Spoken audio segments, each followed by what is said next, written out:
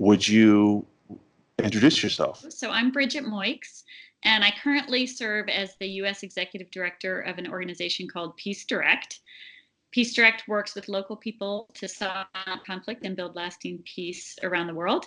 And our U.S. office is focused on advocacy and education. A lot of Iraqis comment on my videos, and they're always polite. They say, John, thank you for what you're doing. We appreciate you. But you know what? America is the problem.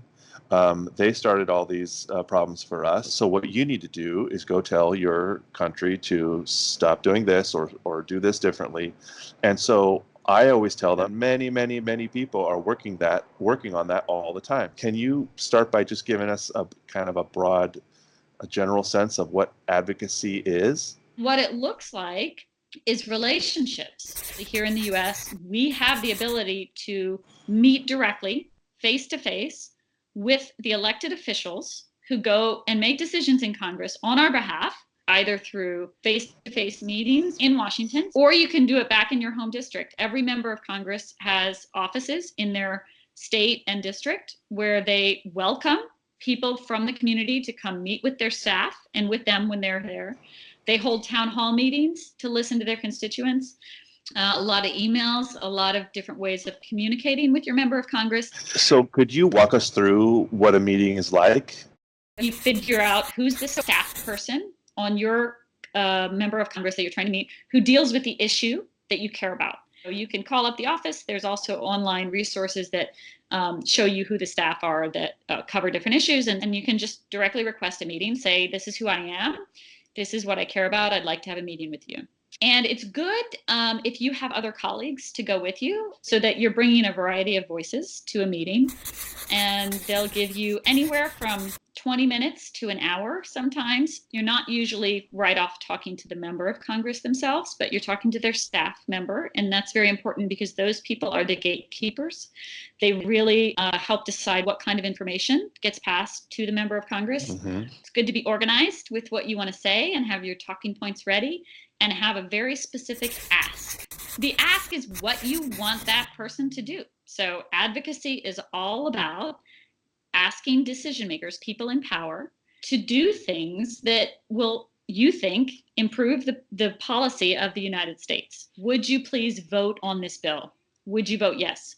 Would you sign on to this legislation? Would you speak out on this issue?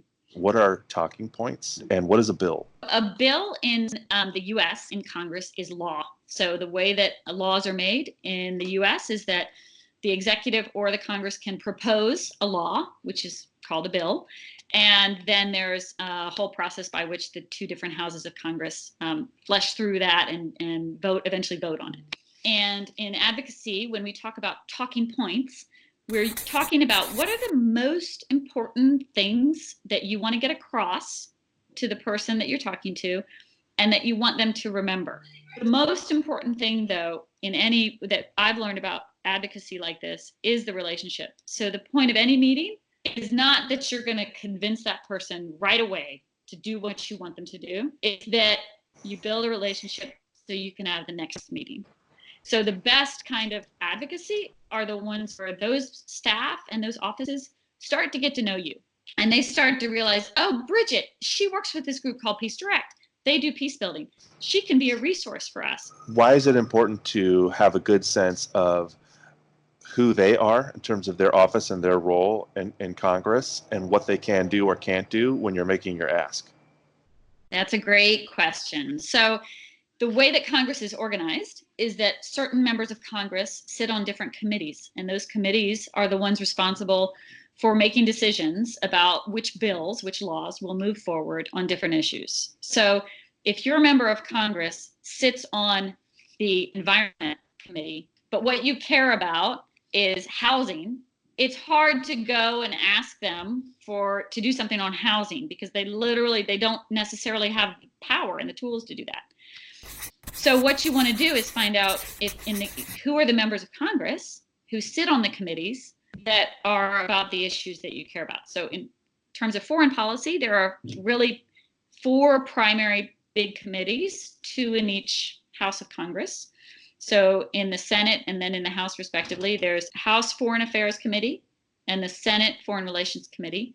Those committees are responsible for setting policy, deciding what the general policy for how the U.S. engages with the world will be. And there are subcommittees on different regions and different sub-issues. And then there are two committees, one in each house, that are responsible for dishing out the money that relates to foreign policy. And those are called the House and Senate Foreign Operations Appropriations Committees. If the president, for example, wants to do something, he can't do it unless there's money for it. And so that's an important power that Congress has. So briefly, can you give us a relative sense of the influence that Congress has versus the White House or the executive branch in forming policy in the U.S.? Yeah, there's kind of this perception that foreign policy is what experts in Washington and the executive decide it is. And that's actually part of what's wrong with how our foreign policy is made, because Congress has an oversight role and it has the budget function. And Congress is responsible to the people. So people here in the US really do need to understand that we have a role in shaping foreign policy. If there isn't that voice being shared, then the people who are deciding what the US is going to do don't know what people want. They, if they're not receiving phone calls, if they're not having meetings, they're making assumptions about what people want. Let me ask you a tougher question. Yeah. I'm constantly telling my followers, which is true, that the American people don't want Iraqis to suffer. They don't want them to live in a terrible situation. We don't want any of that. Okay, so if that's true, why isn't our foreign policy different? Why isn't our desire more reflected in what our government actually does? That's a great question. And I think two things come to my mind. One is, I think we have, unfortunately, a lot of people have ceded that decision-making about foreign policy and how the U.S. acts in the world to Washington and to certain parts of the government, and do not speak out to their members of Congress. The other part of it, I think, though, is that we have gotten caught in our country in a vicious cycle of believing that the only way to safety and security is through the use of force, and then creating such an enormous military and a military budget that the only tools we have in engaging in the world are military tools. And so we're caught in this cycle of seeing problems and having only hammers and trying to hit those problems with hammers. I also want to speak a little bit to your audience outside of the United States, Iraqis who are living the experience and of the sharp end of U.S. foreign policy. So one of the things that, 15 or 20 years ago, I started having the honor of doing in my advocacy work was taking people who would come to visit the United States from other countries to Congress and to the State Department and to USAID and to different parts of the decision-making policy world to speak directly from their experience to the people in Washington who are making the decisions. And that work, to me, became the most important thing that I could try to contribute. We had a recent experience taking two young peacebuilders. They were from Sri Lanka and Democratic Republic of Congo. We brought them to congressional offices in the House and the Senate. And one of those congressional offices at that time, a very young member of Congress who wanted to make a difference, she and her staff wanted to introduce a bill in Congress about the role of young people in peacebuilding.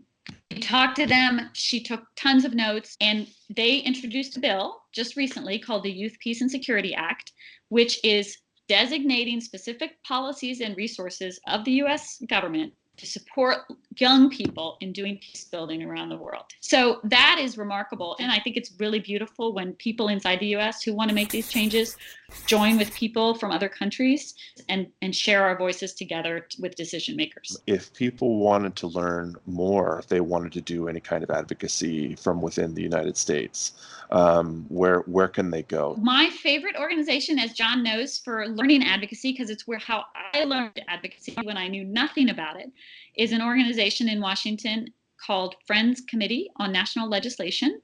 He's a Quaker lobby. Quakers. Quakers, yay! They do great training and introduction and help you lobby, and they hold big lobby events in Washington and around the country. And so you can maybe even find a team who will help train you in your state. And for peace building, please check out peacedirect.org and the work that we're doing trying to bring the voices of local peace builders to shape policy in the U.S. and also at the UN. We bring peace builders up to the UN to speak there about decision making. It's important too. And Bridget, I just want to say I appreciate you for who you are in the world and what you're doing, because it's people like you that help us make the world better. So thank you, and I hope we get to talk to you again. Thank you, John, and all of the same back to you. And I just love that you're doing this series, and I hope all your followers are learning as much as I am. So thanks for all the work. Salam. Thank you so much. Okay, we'll talk to you soon. Bye. Bye.